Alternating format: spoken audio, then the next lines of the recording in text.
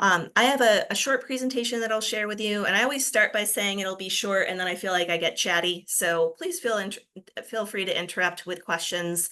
But you all submitted questions when you registered, so what I thought I would do is kind of share some things about what to expect for the Giving Day and go over some common questions about donations and prizes.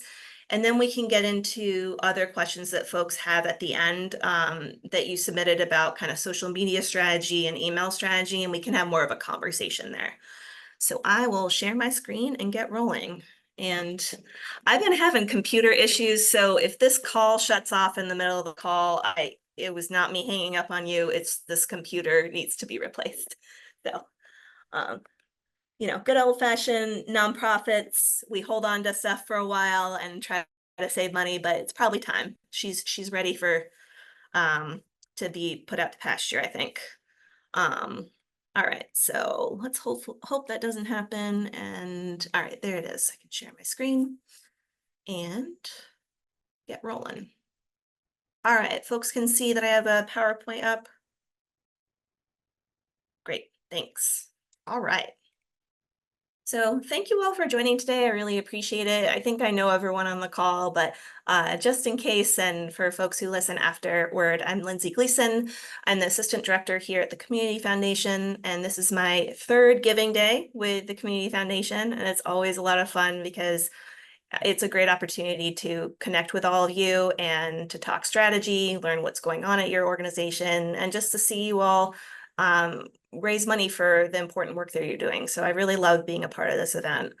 And I'm the primary contact at the foundation for the event, but the whole team here helps with the event.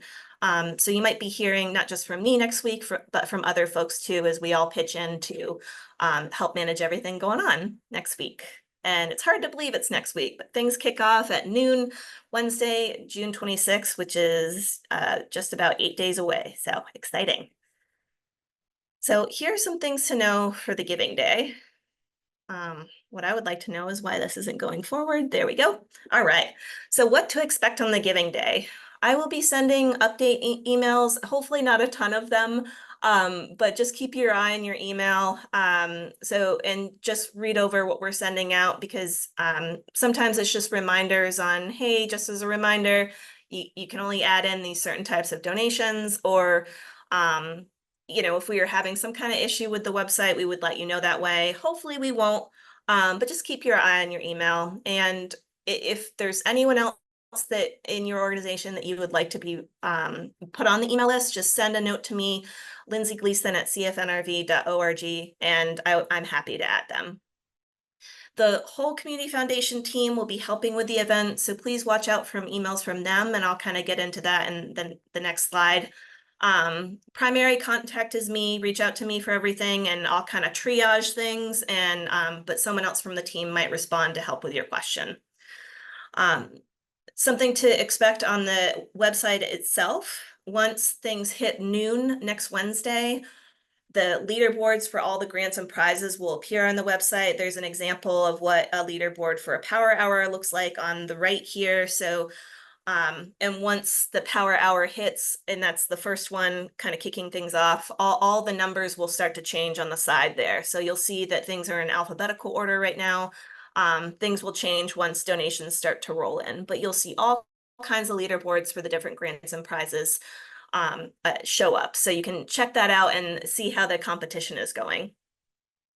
Anticipate that your donors might call or email you. Sometimes they have questions about how to use the website, or they might want to call you to see when you're going to be around for them to drop off a check. So just anticipate that might happen, and be prepared for someone to be in your office to field those calls or receive those checks if people drop them off. Every year folks have donors come in and drop off a check. Last year we had it within like a few minutes of the deadline, and they got the check right in, which is exciting. So just know that might happen. We also get a fair amount of media attention for this event. So know that media might reach out to you. And if you've sent out a press release about this event, of course, you're probably anticipating that media will reach out to you, but it's always possible that someone might reach out to you unprompted, and for some kind of quote or an interview. It's just sort of depends on what's going on that day. But this is a feel-good event that a lot of the media know about. They like reporting on something positive that shows the community coming together. So it's always possible that they'll reach out. So what to expect from the Community Foundation team on the Giving Day. So like I said, the whole team is going to be working on this. The biggest thing that we are kind of dividing and conquering on is all the offline donations that you are entering into the system. So we're monitoring that list, and we're going to be looking at, say, you enter in a donation that's under $1,000, but it's for a donation type that we don't allow in this event. Say you received an in-kind gift and you enter that into the system. That's not allowed, and we would email you to let you know, hey, it's exciting you got that gift, but it can't be counted toward your Giving Day totals. We're going to remove it. Another common thing that happens is, you all are getting very generous donations. If it's over $1,000, we will email you to ask for documentation. The most common thing that we get is checks. And so the documentation that we need is just make a copy of the check and sorry, I was just letting someone in from the waiting room. Make a copy of the check and black out the account numbers, and then email that copy of the check, and then we'll approve it. Less common are wire transfers, but that's still one of the allowable types of donations. Just send a copy of the wire transfer details. And again, on that one, black out any account information or anything else that you think is sort of personally identifying in terms of a bank account, and black that out. But we need to see, the date of these transactions, the wire transfer or the check. We need to say who gave. We need to see that it says your organization name on the check or wire transfer, and so forth. Cash are the third type of allowable offline gift. I don't think we've ever received a cash donation that was over $1,000. We don't have really a way of tracking cash donations to verify. So it's the honor system. So just please make sure you're entering everything in correctly. Don't enter in a donation that's less than $5 for any of these. It's just, we don't want to get into, oh, we have, 10 gifts of $1. Don't do that. So $5 is the lowest minimum, is the minimum donation. You also might hear from our team if you won a grant or prize. So wait to hear from our team. It might look like on a leaderboard that you've won, but we are seeing things behind the scene. We might be waiting for, someone may have put in a offline donation of $5,000 and we're waiting for someone to send us the documentation. We can see that, you can't see that. So just wait until you hear from our team. And we'll let you know that you've won. We'll include graphics that you can use on social media should you wish to. You don't have to. But just know you might be hearing, you'll certainly be hearing from me, but the other team members, and I left off one of our team members. So our team members are Jess Wergo, Laura Pinn, who's not listed, and can't believe I forgot her, Margaret Hurst, and we have an intern working with us this year, Mary Canigo Ugarte. So any one of us might reach out to you, but primary contact is me. How to contact us. You can certainly call, but just know that we are going to be in and out of the office attending Giving Day events. So I would say email us, email me. I'll have my phone on me. I'm checking it, probably refreshing a bit too much, but I try to be available as possible. Email is the best way to reach me. I'll triage whatever issue you've had, and I might respond and resolve it, or I might send it to the Community Foundation team, or I might send it to our partners at Mighty Cause if there's some kind of technical issue going on. So if you're having issues, do you reach out to us or do you reach out to Mighty Cause? And again, Mighty Cause, they're the ones who have built this platform. They process all the gifts. They offer all the technology that we're using for this great event. So email Mighty Cause at support@mightycause.com if your donor is having an issue giving online. Direct them to Mighty Cause. If you are having an issue with the Give Local site, say for some reason you log in and your access is strange, you can't go in and edit your page, or you can't access some kind of report. That's a Mighty Cause issue. Reach out to them.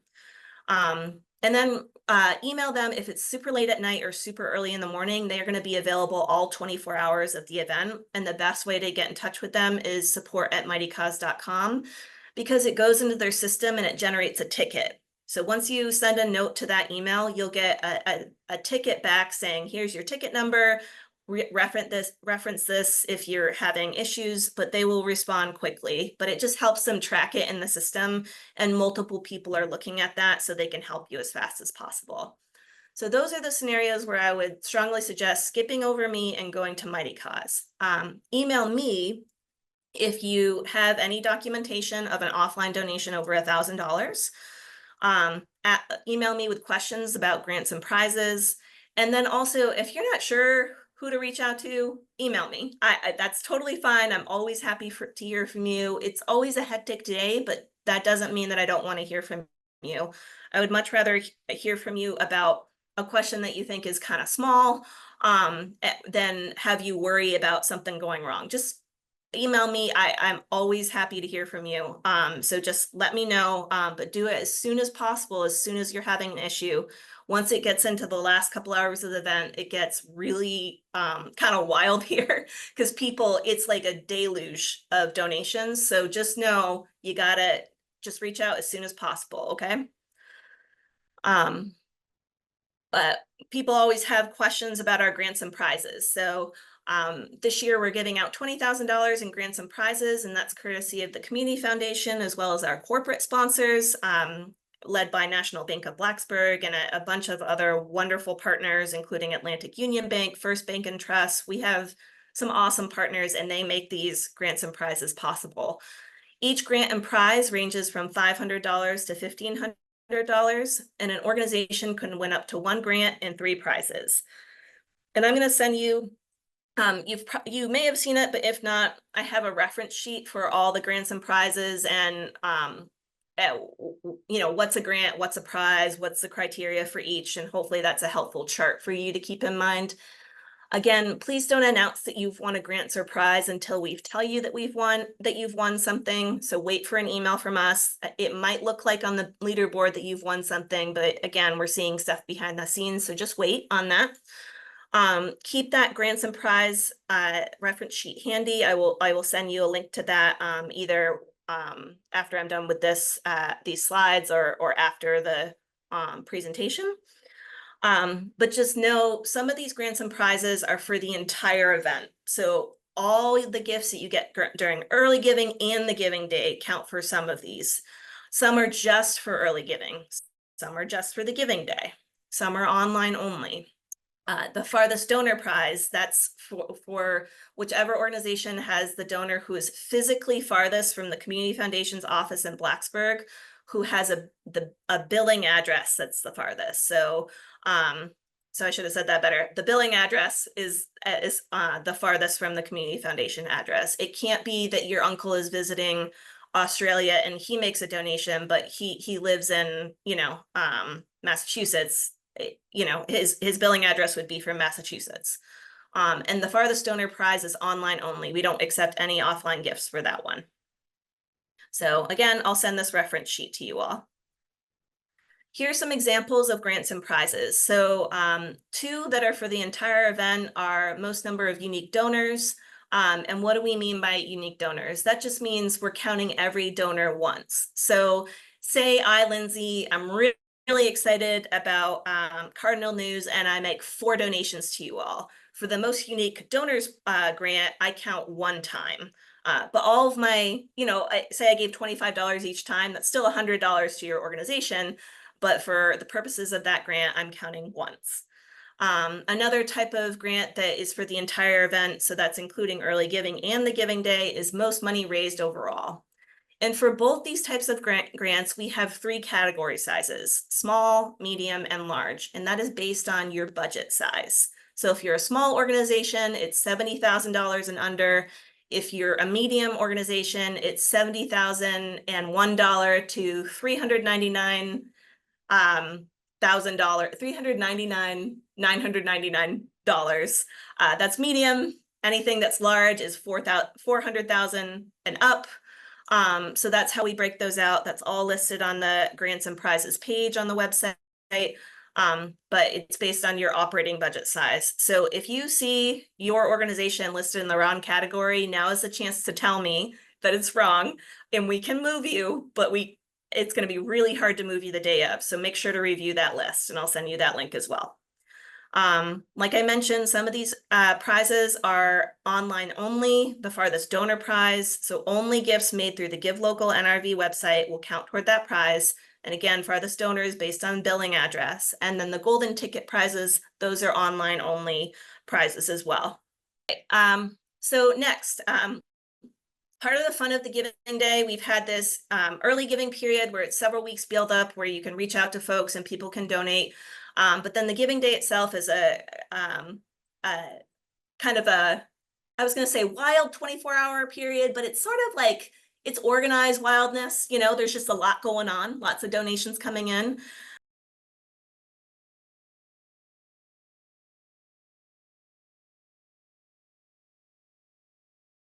So, as I was saying, the day of giving day, there's a lot of activity, and we give out specific prizes during the 24-hour period that kind of makes it an exciting, every few hours we're doing this kind of thing.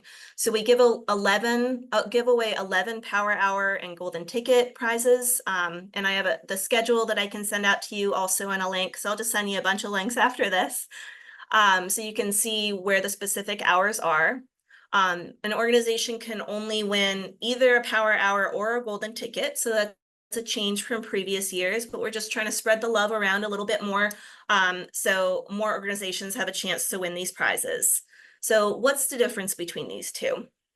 So a Power Hour, that's the one that it also asks for the most number of donors in a specific hour. And that's, again, unique donors. So only counting each person once. There are 6 of these prizes that we'll be giving out, and all donations count for Power Hours. So the first Power Hour is the kickoff Power Hour from 12 to 1. And any online donation that your organization gets, and we count per donor. So every donor that gives to you will be counted once, and then offline donations. And some organizations, you'll see that they're being kind of quiet, and that's because they have a strategy for a Power Hour, and they'll enter in all the checks they've received in June for that Power Hour, and that's allowed. So there's all kinds of strategies there. That's one that a lot of people do, but just know that both online and offline donations count towards your totals for a Power Hour. And then again, each donor is counted once. Then we also have golden ticket prizes. There are 5 of these prizes, and these are random chance drawings. So the more donations you have, the more chances you have. And this one doesn't matter who's giving. So, you know, for a Power Hour, if I, Lindsay, give 4 times to NRV Cares, I count 1 time toward that prize. But for a golden ticket prize, if I'm giving to NRV Cares, my 4 donations are putting 4 chances in for NRV Cares to win. So it's kind of just 2 different strategies. And it's truly random. It's like computer generated. And only online donations count for golden tickets. But the more donations you have during that hour, the more chances you have to win. So it's all about what kind of strategy you want to employ there.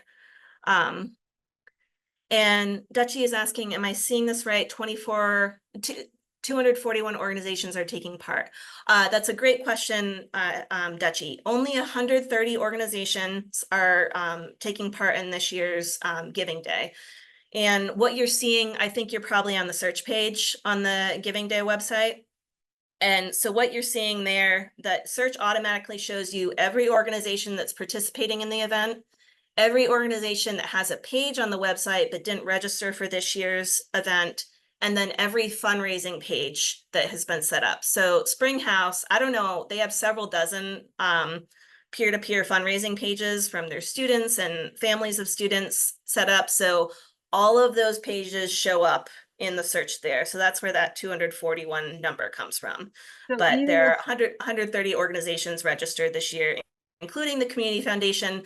but we don't compete for our own grants and prizes. I don't think people would appreciate that. So that's kind of the difference in the numbers there.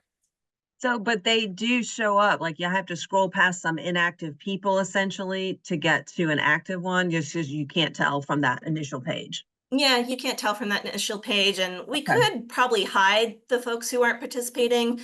The folks who aren't registered for this year can still receive gifts. They're Mhm. just not in the running for any of the grants or prizes. So that's the Okay. difference there. Thank you. Sure. And when you go on the search page, you probably know this, but I'll just reiterate for folks.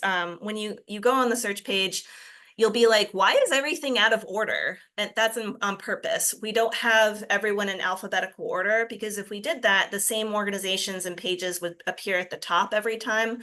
And I can show you an example of this after I finish with these slides. We do it as in random order, because then different organizations pop up at the top of the search every time. So if someone's looking for your page, either send them a direct link or tell them to start typing into the box at the top of the search page for your organization. But I'll show an example of that after this. Again, I know all of you on the call are not going to ask for an exception on donation type, so I don't have to worry about any of you, but I like to reiterate, only 4 types of donations are allowed for this event. And please don't ask for an exception. We're not going to give you one, and it's not because we don't love you and your work, but if we gave you an exception, why can't we give the person who comes along next an exception? So that's why we ask, please just follow the donation rules. There are only 4 types of donations that are allowed for the event.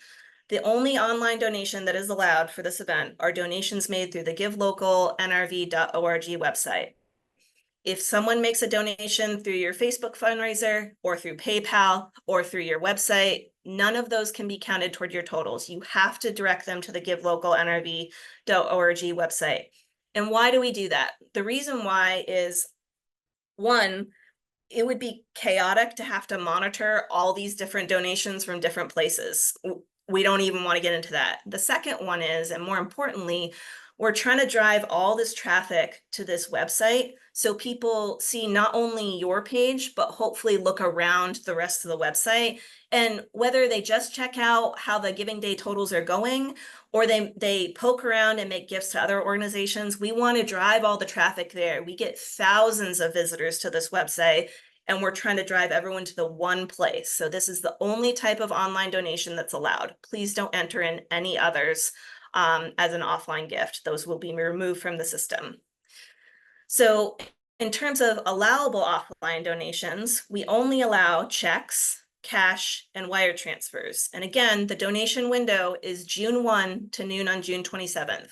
Please do not add in a check that came in on May 20th for your Giving Day totals. Even if the person intended it for it to be for Giving Day, it cannot be counted. If you have a good relationship with that donor, you can ask them to resend another check or just make a donation online, but you can't count it toward your totals. Same thing, it always happens, a donation comes in late after the Giving Day. Can you add that to your totals? You know it's coming. Absolutely not. It cannot be added. And again, we're not trying to be difficult, but if we, kind of give one person exception, it's not fair to others. So just remember that these are donations to your organization, and they're going to help your organization regardless of whether they count for the Giving Day or not. So just remember, we're all trying to play by the same rules here. So please don't enter in any other donations other than these.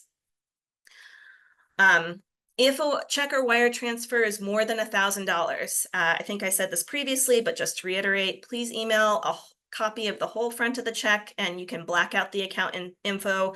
But we need to see the date, who it's from, the fact that it was made out to your organization, and the amount. Wire transfers, same thing, email a copy of the details. You can black out if account info is showing, black that out. Again, cash is the honor system. Please don't enter in anything under $5. And we just take your word for it that you received that donation. All of these offline donations have to be in the system before noon on June 27th. If you are having any issue entering them in, let me know immediately. and we will do whatever we can to help you.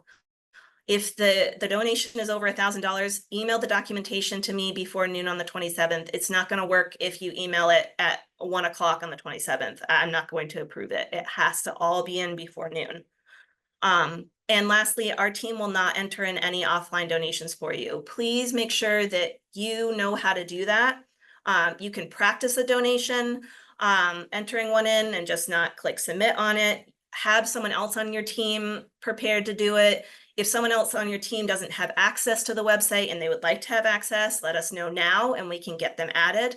But just make sure at least one person, preferably at least two, people know how to enter in an offline donation, because we cannot do that for you. It's too many donations that we would have to help out with, and we can't do it. So just make sure someone's trained on that. Lastly, be sure that your page is up to date. I can't tell you the number of times that I'll go to a page and it's clear that someone has not updated it. Just go and check. Make sure there's no reference to last year or the year before. Just make sure it's up to date and make sure your fundraising goal is where you want it. And it's okay to modify a fundraising goal. We're not going to hold you to the fact that you said you wanted to raise $10,000, but now you want to lower it to $3,000, or you blew past your $10,000 goal and now you're raising it to $20,000. Go for it. It's okay to do that. And again, reach out to your supporters and send reminders. Do not email people once and expect all the activity to just unfold. People have to be reminded. Just remember how busy everyone is. And you have to remind folks. You can always give people an out if you're emailing them to say, hey, if you're receiving too many Giving Day emails from us, we totally get it. Send us a note and we'll remove you from this list. Your inbox will go back to normal in July. And then lastly, use the direct link to your page when asking people to donate. It just makes it easier for folks. So don't use GiveLocalNRV.org and have them work to find it. This is an example of Plenty out in Floyd, their organization address. So this is what at the top of your screen on your page, and I'll show you all this in a second, send that link out to folks. Just to make it that much easier for people to give. You just want to make this process as easy as possible. We live in a small community and a lot of people are getting a ton of email about this event. So be clear and concise in your communication and tell them exactly what you're fundraising for and why a gift from them will help. You got to make a compelling case. And same thing on social media. For both of these, in a post or in an email, don't write a novel. Maybe in an email, it's 8 to 10 sentences. That's not the exact science, but keep it concise and keep it direct. Lastly, I think you all have my contact information, but and I'll send out a list of some of the links that I mentioned to the reference sheets and that sort of thing after this. And just go through the links that I send and check those out and have that stuff handy. So I'm going to switch briefly for now, just to go to the website, and then I'll take your questions. So on the day of the Giving Day, this will look slightly different. There's going to be information showing our total amount raised will pop up kind of around here on the screen, around the donate button, and it will say something like 200,000 raised by 1,000 donors or something, and that number will keep going up. And then you'll see leaderboards for all the different grants and prizes as well. But what I was talking about with the search, so if you go up here to the search, I'm just going to press enter. This is the search page, and this is the 241 that Dutchie was looking at. Again, these are all the peer-to-peer fundraising pages, all the registered organizations, and then all the folks who didn't register but have a page. And every time it's going to look different. So you look at all these organizations, that's random. So if you're looking specifically for Cardinal News, it's going to be hard to find Cardinal News on here, right? So make sure people know to enter in Cardinal News and go to your organization page. But what I strongly suggest is sending people directly to that page. And I'm going to go to Cardinal News's page. And I'm logged into the system, so it's going to show the back end of the system. 1 second. And again, I'm logged in, so this isn't a great example. But this is the direct link to a page that I was sharing. And actually, I'll undo that. When you're in the system, see how it says question mark mode equals edit, take that off. And this is the direct link to your page. And to make it foolproof, log out of the system, go to your page, and you'll have the right link. But just send people directly to your page in any emails or posts that you send out. And some folks asked about like email strategy and social media strategy, so I can just chat a little bit about that as you all kind of process the information. If any questions come up, of course, interrupt. There is no, if anyone has the perfect formula for an email schedule or a posting schedule, please share with the rest of us. We're all friends here. We would love to know the magic formula. It just depends on your audience, right? So with this kind of event, that repetition is really important. Like I've mentioned, you don't want people to feel like that you don't want to post just one time and assume that's going to take care of things. You got to keep reminding people. Just think about when you're scrolling on social media, how much information we're inundated with. So try to do something to stand out. And what will stand out, of course, depends on your organization, which I know is not the best answer. But some tips on what not to do. Don't post, we're fundraising, here's the link to donate, and have that be it. Don't do that. Make it specific. The Imagination Library is new, but we're already helping children across Montgomery County. With your donation of $5 or more, you can help us reach our goal of $2,000, and that $2,000 will buy X or do X. So just be specific. People want to know. I mean, we all are, seeing grocery prices growing up, right? Like we're all kind of looking at our money and deciding where to prioritize it. People don't want to give to someone who just says, just give us money. We'll take care of it. Don't worry. You got to tell them this is what we're going to do and why it matters. And then direct them to donate. And the same thing in an email.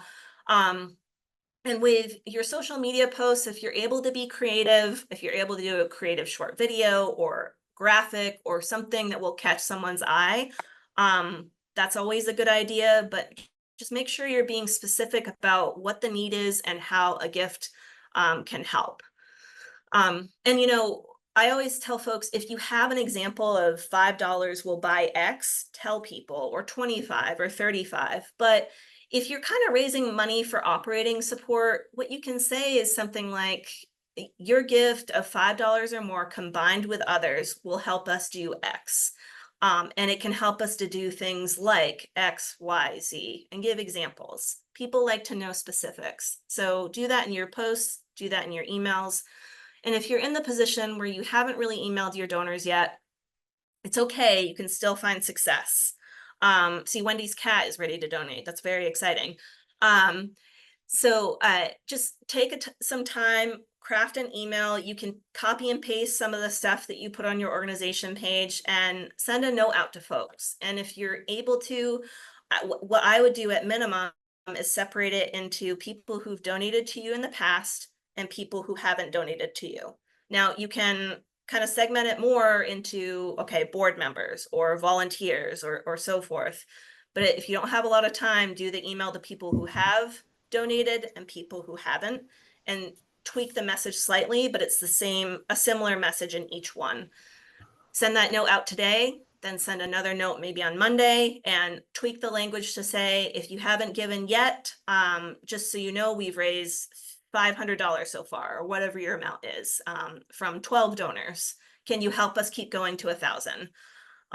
Maybe you send another note on Giving Day itself, and then a final note on, so like when Giving Day starts on Wednesday, and then maybe there's a final note on Thursday to say last chance to give. And if you are going after a grant or prize, tell people that they want to know what to do. So if what you're doing is trying to go off after the happy hour prize, tell everyone, okay, we want you to donate, but not yet. Wait until 5 p.m. on Wednesday and then go. And then at 5 p.m. on Wednesday, send your email reminder to everyone and say, now is the time, donate. So make sure you're clear about what your strategy is. And then no matter whether you hit your goal, if you hit it out of the park or you don't have the success you were hoping for, send a wrap-up email that says thank you to everyone who made a gift, and make a post on social media saying this is what we were able to do with your support. If you have a newsletter, put a blurb in the newsletter saying this is what we were able to do with your support. People want to be thanked and know that their contribution went to something. If you have the time for extra bonus points, I think a really nice touch that we do at the Community Foundation, and this wasn't my idea, so I'm just going to brag on it, is we have our board members come in and write handwritten thank you notes to everyone who makes a gift to our campaign. And so these people have already gotten tax receipts if they gave online, or they will get a tax receipt if they gave offline. But that extra handwritten touch is really nice. And what we do is we print out a spreadsheet of all the donations, and we write little notes of, hey, this is Lindsay's dad. That's who Dan Gleason is. Or, hey, this is Laura's cousin. And we go through, this person gives $500 every year, and this year they gave $1,000. So little notes where the board member can personalize it. That's not a must do, but it is a nice touch. And people like to know that you noticed their behavior, and they like to be thanked. Just think about how you've been treated as a donor in the past. And I bet all of us can think of examples where you're like, wow, that organization is really on the ball. This was really nicely done. It was personalized. It was thoughtful. Like for Virginia Tech's Giving Day, I donated to a couple places, and I got handwritten notes from students. That makes me remember and makes me feel like they noticed, and that was really nice. And then you get sometimes you never get an acknowledgement for a donation, and you remember that too. So be more toward the former category of making people notice that you noticed them. Okay, I have a question. So Yeah. I have offline donations that I'm Yep. entering, Yep. and I've entered the name and the amount. Does the amount show up on the public facing site? Yes. For the offline donation, I don't know why this is. I've asked about this before. There's only the option to make the donor anonymous, but not their amount anonymous. Oh, So too bad. I know, and I don't know. We've asked about that before, and they take in the feedback, but they didn't make the change. Okay. So the only Well, option there is to make the donor anonymous. okay. If you could ask again, I've got the amounts in, but I'm uncomfortable with it. I'd be much happier if I could blank out the amounts. Yeah, yeah, I'll ask. That's not something that they would be able to change before the Giving Oh, yeah. Day No, no, happens no. this I year, but realize. Yeah. absolutely. And just to show you all probably know what we're talking about, but I'm just going to go in and show you anyway. So I'm logged into the system, and to enter in an offline gift, I go over here to the side to reports, offline donation, and then up here at the top, I'm going to add in an offline donation. So I gave a gift to Cardinal News. I gave $50. This source drop-down menu is where people get into trouble. You see how long it is, and that's because Mighty Cause works with thousands of fundraisers all over, and so they allow different types of donations. We are not able to modify this form, but just know, please only enter in something that's cash, check, or wire transfer. If there's anything else, if you enter in anything else, we're going to email you and ask about it. So please just make sure it's only these three. So I gave by check. And then you'll see that a couple of these things are optional. I don't have to enter in someone's email, but I do recommend, if you have that information, it is helpful just so you can better track that person, and you'll have their email. But if you don't have their email, that's okay. I gave the donation today. An external tracking ID, again, that's just for you. If you have some kind of system where you track donors and you want to add an ID here, you can do that. That is not necessary. Notes, this is anything that you want to put in here that will remind you something about the donation. So it could be like Lindsay stopped by and gave this check in person. So Lindsay made the effort to stop by and give the check, and you just wanted to note that. Do you have to put anything in here? Absolutely not. And then again, there's only the option to hide the name from public display. So this would show up on the Cardinal News wall as anonymous, gave $50. So that's all you can do there. And then you would complete donation. Now, say you make a mistake and you complete the donation, but then you're like, Lindsay gave $500. What do we do? It's easy to delete the donation. So let me see if I can do it here. I'll complete the donation. It appeared. You should be able to delete it. If for some reason you don't have deleting access, let me know. And poor Cardinal News, if they see their totals going up by $500, they're going to be sad in a second. So I'm deleting that. It is easy to unring those bells. So, and if for some reason you don't have the capability to do that, email me, I do, and I'm happy to help.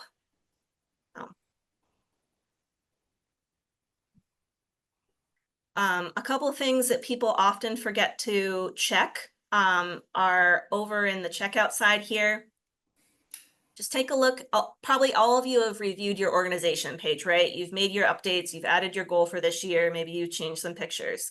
Something that people often forget to do, and it's over here on the side under checkout. Take a look at your donation form. See if you want to make any changes here. There's not a lot of options for tweaking the donation form, but one fun one to do is you can modify the different amounts. And you can change this to $5 and up.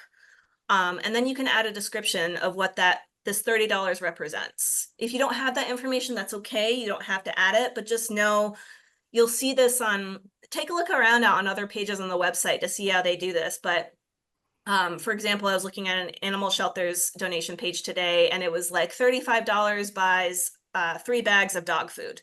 That's a great example. It's tangible, right? So if you have that information, go in there and add it. It's not a must do, but it is a nice thing to do.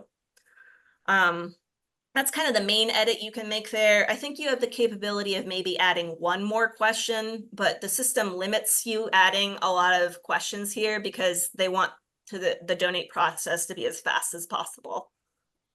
Next up, look at your thank you page. This is what will appear after someone's gift processes. It will, this will appear there. There will also be a message from the Community Foundation at the top of the page, and it just says this event is hosted by the Community Foundation. And FYI, your gift will be processed through the Mighty Cause Foundation, and it will show up on your credit card statement that way. And we give examples of what it will look like on your credit card statement, just because that confuses people sometimes. So we have that information that appears at the top, and then whatever your organization page has to say on the thank you page, it will appear underneath. So make sure that's up to date. Last thing to make sure is up to date, look at your donation receipt. So I'm just gonna make all kinds of changes to Cardinal News here. I'm just gonna save this and I'll add it back in a second. This is what the standard tax receipt looks like for gifts made online. So really simple. It just says the person's first name and it links to the page they gave to the organization they gave to, and then it has their donation details. Lindsay gave $50 on the 18th of June. But over here on the side here, you can customize the information. So I'm going to add it back and watch it pop up on the side here once I save it. So it pops up over here. So just know these are all places to customize, and these are really easy places to forget to update each year. So you might want to take a look at those.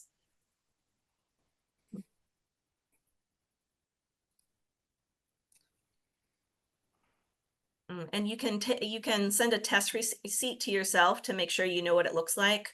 You all probably know this, but if not, the only folks who get tax receipts are people who make a gift online through the GiveLocalNRV website. If your donors want a tax receipt for a check, cash, or a wire transfer, you as an organization, you have to generate that tax receipt and send it to them.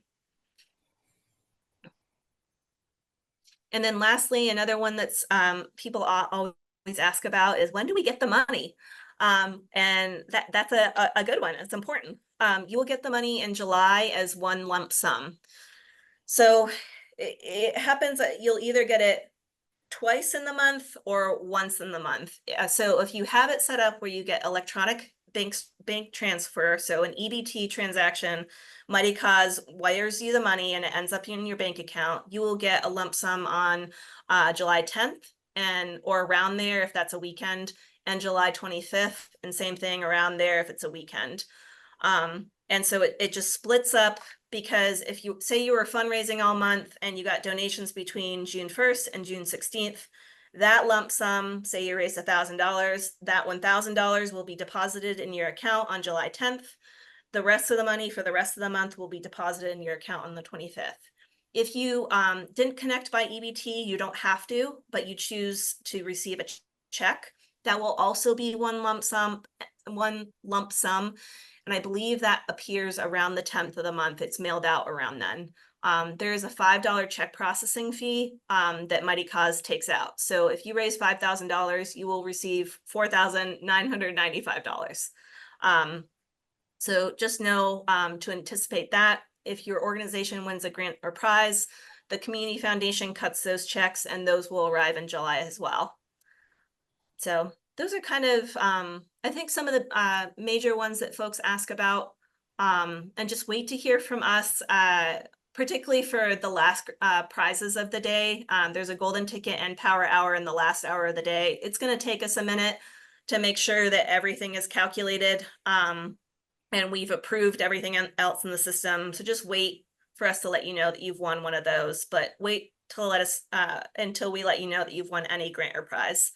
And I just wish you all luck. I'm rooting for all of you. And while this is a really busy time at the Community Foundation, please do not hesitate to reach out to us. No question is too small, and it's okay if you can't find the answer to things. I want to help you. I usually know where all the answers are because I put it on the website, right? So I can usually tell you where to go. And if we really can't figure it out, we'll go to Mighty Cause. So after this is over, I'm going to send you a copy of the slides and a bunch of links that I talked about. And then the recording takes a little bit of time to generate, so I'll work on that and hopefully be able to send it out to you in the next few days. But any last questions before we head out for whatever our next meeting is?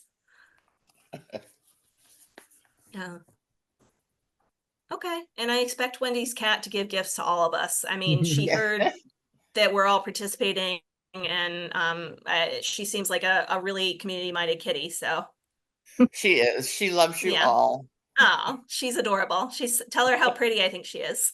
She's got a great tail. Yeah. Last one, Nora, I didn't see what you said about marketing strategies. I apologize. So I would take a look at what literacy volunteers are doing, and I'll send you this list in the email. Look at what the Lyric is doing online, Springhouse. There's a few folks, like, check out what they're doing. Southwest Virginia Wildlife Center. I mean, I know they're fundraising for cute animals, and that's hard to not want to donate to, but they all have great strategies. So look at what other folks are doing and see if you can get inspiration from those folks. But I'll send you a list of folks to kind of look at.